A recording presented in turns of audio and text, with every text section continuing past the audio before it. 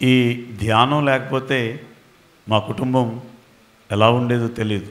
ఎందుకంటే 23 సంవత్సరాల కుర్రాడు అమెరికా వెళ్ళి నెలకి కొన్ని లక్షలు పంపిస్తానన్న టైంలో పత్రిజీ గారు ఆహ్వానం మేరకు ఆయన పుట్టినరోజుకు వెళ్ళడం, అక్కడ స్వయంగా ఆయనే చందనం రాసి భగవద్గీత వాడికి ఇచ్చి చదవమని చెప్పడం, కళ్ళలో కళ్ళు పెట్టి ఒక 2 నిమిషాలు చూడడం. తర్వాత 2 రోజులకే ఆడు కంప్యూటర్ ఆపరేట్ చేస్తూ ఆ ల్యాప్టాప్లోనే నేను వచ్చిన పని పూర్తయింది, ఇక నాకు ఇక్కడ పని లేదు, నన్ను సత్యలోకాలకి రమ్మంటున్నారని చెప్పి అందులో టైప్ చేసి ఆ ల్యాప్టాప్ మీదే బాడీ వెకేట్ చేయడం.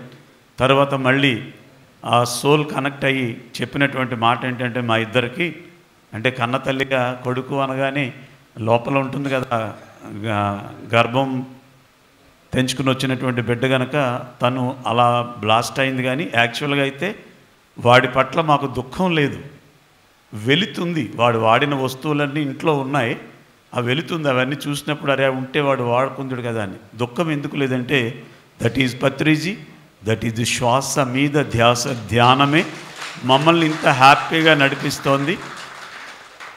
ఈ ప్రోగ్రాంకి పట్టుపట్టి మరి రా చక్కగా 3 రోజులు అమ్మవారి ఒళ్ళో కూర్చుని ధ్యానం చేద్దుగానని చెప్తే తక్కువ, బయటికి రావడం తక్కువ, కానీ ఇంట్లో మాత్రం డైలీ 10-12 గంటలు ధ్యానం చేస్తుంది.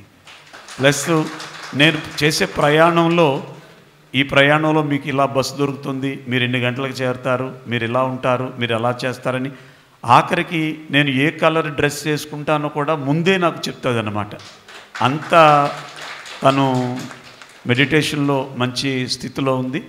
మరి ఈరోజు మీ అందరి సమక్షంలో మమ్మల్ని ఇద్దరిని ఇలా సత్కరించడం, మనందరి ఎజెండా ఈ 2 నెలలు ఒకటే, చలో దేనికి అంతే. ఈ 2 మాటలే.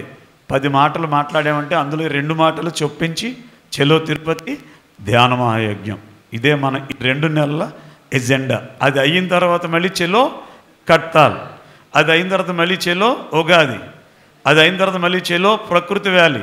ఇంకా మన పని ఇదే. భగవంతుడు మనకి పత్రి మహారాజు రూపంలో ఇంత గొప్ప అదృష్టాన్ని ఇచ్చాడు. Thank you. మరొక చిన్న మాట చెప్పాలి.